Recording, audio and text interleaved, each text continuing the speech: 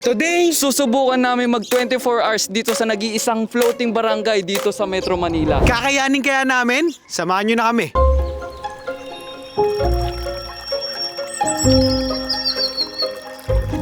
Sa totoo lang, hindi talaga namin alam kung anong naghihintay sa amin rito. Wala kaming reservation, wala kaming itinerary, wala kaming plano. Ang meron lang kami ay mga misyon. At sa susunod na 24 oras, ang mga taong ngayon pa lang namin makikilala ang magsisilbing guidance namin para sa adventure na ito. Alright guys, nandito na kami sa mismong floating barangay. To be honest, wala talaga kaming ring kilala dito. First time ko lang dito sa barangay na to. Hindi ko alam na may ganito pala. Pero meron kami mga mission dito para mas lalo namin makilala tong lugar na to.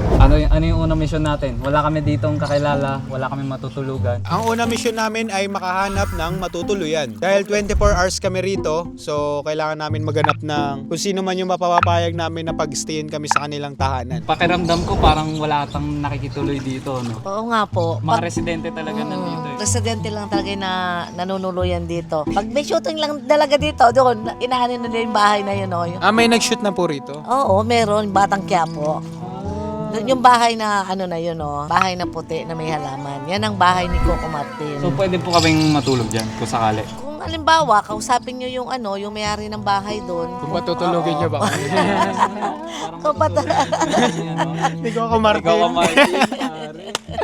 So yung pangalawang mission namin, once na makahanap na kami ng pwede namin pakituluyan, kailangan namin makasama silang magluto. Kailangan namin mapaglutuan sila. Para syempre, malaman din namin kung pwede bang magluto, paano yung proseso nila, saan sila kumukuha ng tubig. Pangatlong mission namin is makahanap ng isang tao na credible para malaman kung sino bang gumagawa ng mga bangka na to or may gumagawa na bangka. Kasi kita nyo guys, ito yung main mode of transportation dito talaga para makaalis ka sa barangay na to. So, may mga katulad ni nanay na Ito na yung hanap buhay. Ito na yung hanap buhay ko. Gano'ng katagal mo na to ginagawa, Nay? Matagal na kasi nung araw kasi dito natatanggal yung baha dito. Dito ko na pinanganak yung anak ko. Ang anak ko ay 35 years old na. Matagal na, di ba? Pero nagsimula tong baha na to 2006. Hindi na natanggal ang baha. kami magtatanggal ng baha dito. Pang-apat at panghuling mission namin ay magbigay ng ambag o kahit na kaunting tulong dito sa komunidad. So, ano pa inaantay natin? Gawin na natin yung mission? Pero bago natin simulan ng mga misyon, magbalik tanaw muna tayo sa nakaraan. Paano nga ba talaga naging ganito ang Artex Compound? Hindi talaga nagsimula sa tubig ang kwento ng Artex Compound. Nagsimula ito sa ingay ng mga makina. Noong dekada 60, tinayo sa Malabon ang Artex Development Company Incorporated, isa sa malalaking textile manufacturers ng Pilipinas. Kasabay nito, itinayo rin ang Artex Compound bilang pabahay sa mga manggagawa nito. Mahigit 1,000 empleyado ang minsang nagtrabaho sa pabrika. Marami sa kanila ang dito rin nanirahan kasama ang kanilang mga pamilya. Sa loob ng compound, may mga bahay, kapilya, basketball court, palaruan, at mga punong nagbibigay lilim sa itong ordinaryong komunidad ng mga manggagawang nangarap ng mas magandang kinabukasan. Pero noong 1984, tumigil ang takbo ng mga makina. Nagwelga ang mga manggagawa matapos ireklamo ang mababang pasahod at kawalan ng mga benepisyong dapat nilang matanggap. Sagot naman ng kumpanya, sapat na raw ang libreng pabahay bilang kabayaran sa mababang pasahod. Hindi nagtagal, nauwi ang protesta sa marahas na dispersal. 2 manggagawa ang nasawi, marami ang nasugatan. Isa ito sa pinakamatingkad na labor disputes noong panahon ng batas militar. Noong 1989, nagsara ang pabrika pero hindi umalis ang mga manggagawa. Nanatili silang ipinaglalaban ng separation pay, mga hindi nabayarang benepisyo at ang karapatan sa lugar na matagal na nilang tinatawag na tahanan. Akala nila iyon na ang pinakamabigat na laban. Nagkamali sila. Dahil noong 2004, bumigay ang pader na naghihiwalay sa compound at katabing palaisdaan kasabay ng malakas na pagulan. Pumasok ang tubig, ngunit hindi na ito tuluyang bumaba. Habang patuloy na itinataas sa mga kalsada at umunlad ang mga lugar sa paligid, naiwan sa pinakamababang bahagi ang Artex Compound hanggang sa maging isa na itong permanenteng catch basin ng tubig. Ang dating komunidad ng mga manggagawa ay naging komunidad na natutong mamuhay sa ibabaw ng tubig. Dahil dito, kilala na ang lugar sa isang bagong pangalan, The Floating Bennies of Malabon. At lagpas 2 dekada matapos ang pagbaha, narito pa rin sila. Hindi dahil gusto nila, kundi dahil para sa marami sa kanila. Ito pa rin ang tahanang ipinaglaban nila noon at patuloy pa rin ipinaglalaban hanggang ngayon. Ayun guys, nandito kami sa floating market, ay hindi, floating barangay. Magtatanong kami kung pwede kami makitulog. Pre, Spart, isang unofficially retired na YouTuber. O, okay lang ba makituloy kami sa bahay nyo? Tanong lang pre. Yung bahay namin ngayon? Hindi, pero... bawal.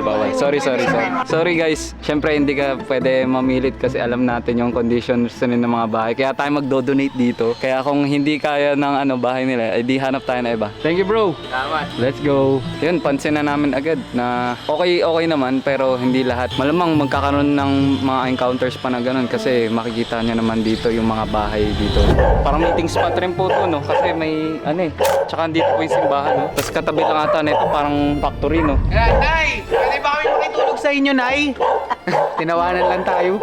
Hindi daw. Hindi pre, maintindihan naman natin kasi nga yung bahay nila dito hindi maayos rin. Isipin mo pre, pinagtagpi-tagpi na tapos nakalupog pa. Nakwento nyo nga na yung kanina. Sa Batang Quiapo. Ano nangyari doon? Nag-shoot nga sila doon, tapos nag-shoot sila, sila doon, nagtambay sila. Nung pagkatambay nila, umalis yung mga Stop and crew nila. Nung paggalis nila, umuwi ang mayari. Bumagsak ang bahay. Patuloy pa rin kami sa paghahanap na matutuluyan namin. Kaso, wala talagang pumapayag kahit isa. Nora! Pwede po ba kami makitulog sa inyo, te? Pwede po ba kami makitulog? Mag-stay po kasi kami ng 24 hours dito eh. Ito bakante. Wala. Cancel tayo, hindi tayo cancel pwede. kayo. Halos mawalan na kami ng pag-asa dahil sa patuloy na pagtanggi ng mga naninirahan rito. Hanggang sa makilala namin ng isang gagawa ng bangka. Boy, titignan daw yung paggawa mo ng bangka. Okay lang. Kung samahan ka namin makatulog dyan na isang gabi. Ako lang mag-isa. Sigurado po kayo? Kayo lang po mag-isa. Pamilya ko nasa Bulacan.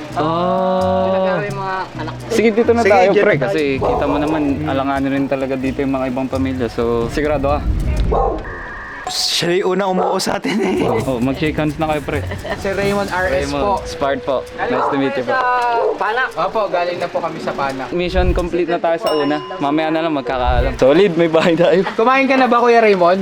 Hindi pa, mamaya. Punta pa ako sa nanay ko. Saan tayo mamimili, Kuya Raymond? Paglulutuan ka sana namin eh. Anong paborito mong pagkain, Kuya Raymond? Basta gulay lang. Basta gulay. Sige, kami na bahala. Kami na bahala, Kuya Raymond. Dahil may pumayag ng patirahin kami, nagdesisyon na kami ni Spart na magplano at bumili ng aming kakainin. Kaya lang, kailangan namin magstay dito ng 24 oras. Kaya hindi na kami pwedeng lumabas. Nay, pwede po bang ikaw na lang po yung mamili para sa amin? Tapos sa amin po muna itong bangka niyo. Oo, pwede naman po. Ano po naman ang bibilin ko? Kahit Fico, adobong sitaw, pwede na. Pwedeng adobong sitaw. Adobong sitaw. Nay, tapos Para Adobong simple lang. sitaw. Pwedeng tilapia. ayoko ng tilapia pa, may tilapia dito eh. Maraming tilapia Maraming dito, tilapia pre. dito? Gusto mo mamingwit? Yung mga tilapia nila dito, ganyang kalalaki Oo, malalaki yung mga tilapia rito. Wow. Galunggong na lang. Opo, galunggong. Sige, galunggong. Galunggong na lang. At dahil si Nanay Laila na ang bahalang bumili ng mga sangkap na kakainin namin, sinubukan muna naming matutong magsagwan gamit ng kanyang bangka. Ingat, Nay. Sige. Oh, tayo na ng dalawa, boy. O, hindi to laro ah. Baka kalahin mo, maglaro-laro tayo dito. Come on. Left, right. Left, right, left, right. Oh. Right.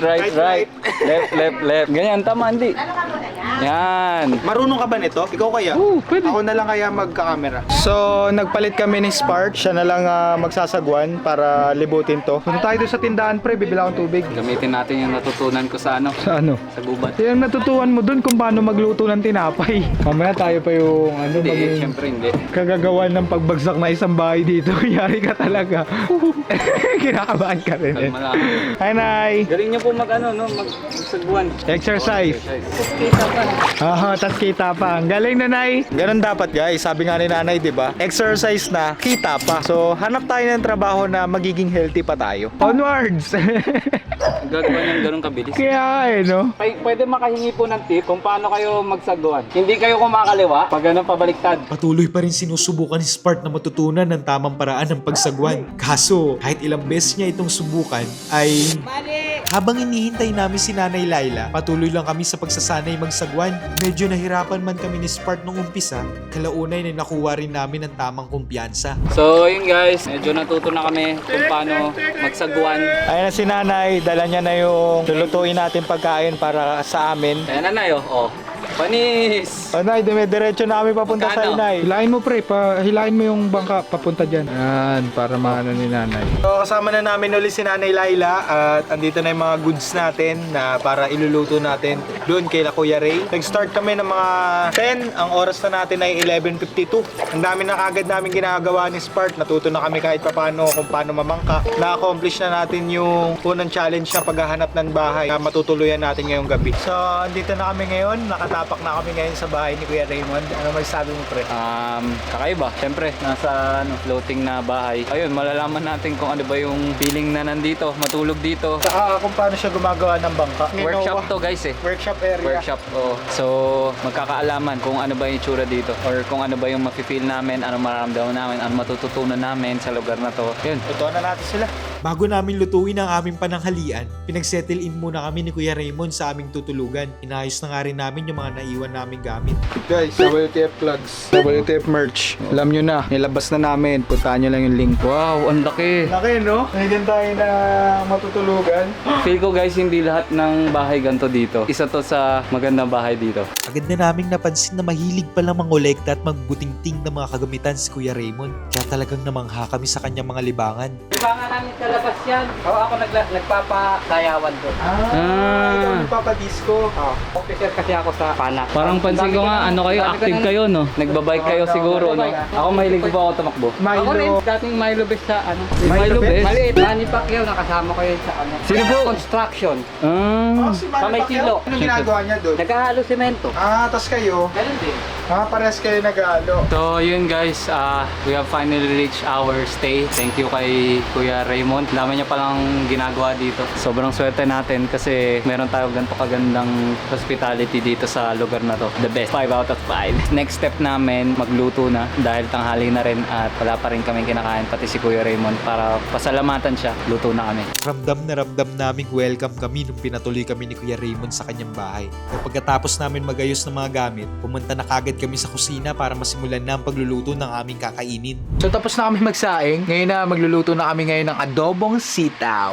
Agad na naming sinimulan ang pagluluto ng adobong sitaw pagkatapos naming magsaing. Pero wait lang, hindi ba kayo nagtataka? Bakit dalawa lang kami ni Spark ngayon? Di ba dapat tatlo kami na parang the Three Musketeers? Nasaan si Shanner? Yo!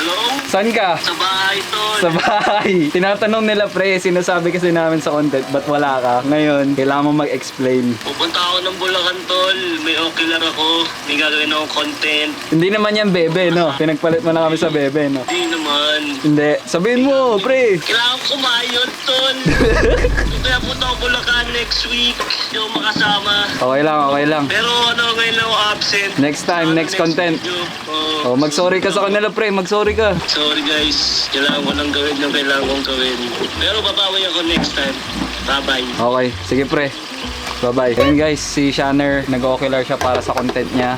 Respeto lang. Kung hindi pa kayo nagsusubscribe, subscribe kayo guys para marami kami magawang gantong klase ng content. At bumili kayo ng merch namin. At dahil alam nyo na at aware na kayo kung bakit absent si Shanner ngayon, itutuloy ko na ang pagluluto ng pananghalian namin.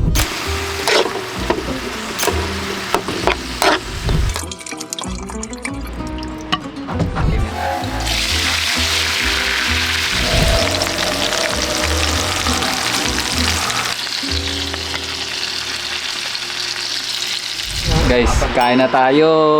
Time check, 2:35. Panginoon, maraming salamat po sa pagkakataon po ito na makapagsalo-salo po kami ni Nanay Laila, ni Kuya Raymond, Panginoon. Salamat po sa wisdom and courage na patuloy niyong pinagkakalob sa amin. Salamat po sa pagsusustain sa amin, Panginoon, sa pagbibigay ng seguridad palagi sa mga bagay na ginagawa namin, Panginoon. Dalangin namin, Panginoon, na nakain na rin po yung mga mahal namin sa buhay, Panginoon. Palagi niyo rin po silang paspusin ng biyaya, Panginoon. Labis-labis po namin kayong dinadakila, Panginoon, mula sa matamis na pangalan ni Jesus. Amen. Amen. Kain. Pasado ba? Pasado? Pwede.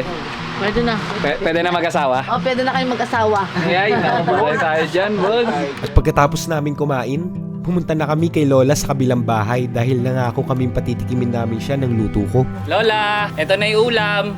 Ito.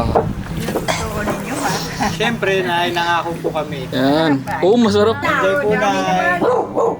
Pakunti-kunti lang. Pagkatapos namin bigyan si nanay ng pagkain, bumalik muna kami sa bahay ni Kuya Raymond. At Napagpasyahan naming umupo muna at makipagkwentuhan sa kanya para ba lalo naming maintindihan ang buhay at kasaysayan ng lugar na ito. So napansin namin na halos lahat ng mga tao rito may kanya-kanya silang bangka at bawat galaw nila halos umiikot doon. Mula pagpasok ng school, mula sa pagpunta sa trabaho. And dahil luckily, nandito kami sa isang bahay kung saan na-discover namin na isa pala siya sa mga gumagawa ng bangka dito. Kaya Raymond, gaano katagal na po kayo nakatira dito sa Artex? Katira ko rito, 46. 46 years na kayo nandito. Pero since birth, magulang ko talaga yung nakatira dito. Kauna-una.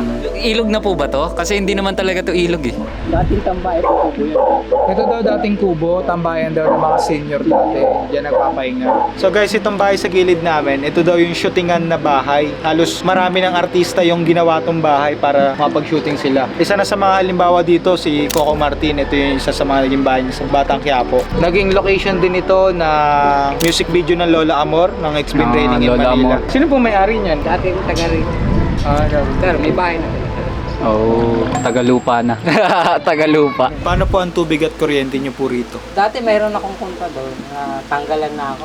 Wala nang dinaalagaan. Libre kami sa kuryente. Nangihingi yung opisina ng titulo. Parang kung mag-a-apply kami tulad ng Tamberan ko, may ipapasa kami. Dating naman po sa tubig. Sa tubig, ito, 3 years pa lang kami nagkaroon ng tubig sa mga gripo-gripo. Dati, nag-iigib lang talaga kami doon sa bunga. Ibabangkain niyo po yun. Sasakay namin, dyan na rin namin sasahuran. Kailan niyo po ito ginawa? Itong ano lang, itong taon lang. Ilang taon lang po na to. Saan po kayo kumukuha ng budget para Budget? makapagpagawa po ng ganito? Ito, donation lang din to. Donation lang din po yan, tangke. Nawalan po ng tubig simula nung lumawag po siya sa...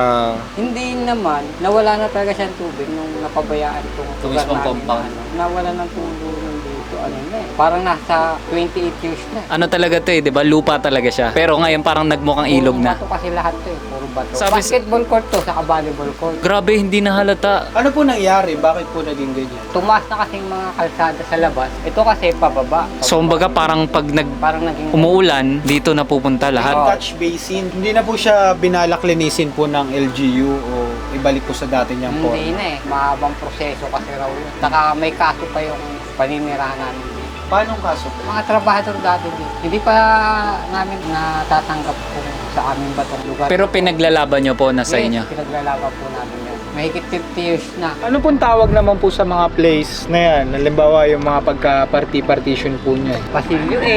Saan po yung Pasilyo A? Ito, yan. A, B, C, D, E, X? Oh, X. Yung pinakadulo. F? Letter X. X? Edi may M, L, N, O. Wala na. Wala na. Di ba? Gaano karami po bang naninirahan po dito sa Oh. Dito, sa pagkakalam niyo po? nasa 300 plus. 300 families. Marami na rin. Sabi niyo po, ginawa niyo po yung mga bangka para makatulong. E binebenta niyo po ba ito? Minsan, gumagawa ko, itong benta ko. Magkano naman po? 15. 15,000. Isang buo. 15K. Pero pag nagpagawa sila, sila na mamimili ng material. Labor na lang babayaran nila sa akin. Gaano katagal po ba ang proseso niyo sa paggawa ng isang bangka? Sa araw, pagka talaga pinupulido ko siya, para masatisfy naman yung customer. Oo. Minsan, nasabayan ako ng 3 sunod nagpagawa. Gaano po katagal? 5 days ko lang ginagawa ito. Kung susumahin po natin sa buong 10 taon nyo o isang dekada nyo na paggawa ng bangka, nakakailang bangka na po kayo na nagagawa? Siguro, nabubuhay pa yung tito ko. Gumagawa pa rin kami nun. Hindi ko na rin mabilang. Matapos ang usapan namin kay Kuya Raymond, lumabas muna kami para maghanap ng merienda. Nang bigla naming matuklasan ng isang napakalupit na imbensyon ng mga naninirahan rito. Pag bibili, iniilang ganyan. Oh. Lagay ko. O, pupunta naman doon. Oh, pupunta doon sa kapitbahay. Kaso para sa bahay lang na yan, Nay, paano sa ibang bahay? Ay, nagbabangka sila pag... Kailangan nila Exclusive lang yan Kaya para ito. sa mga kapitbahay, tol. Ano to? Pre, pag bumili ka ng yelo, kailangan mo lang itong pindutin. Ayun o, pakipindut ang buzzer. Salamat. Pindutin mo na. Ikaw naman.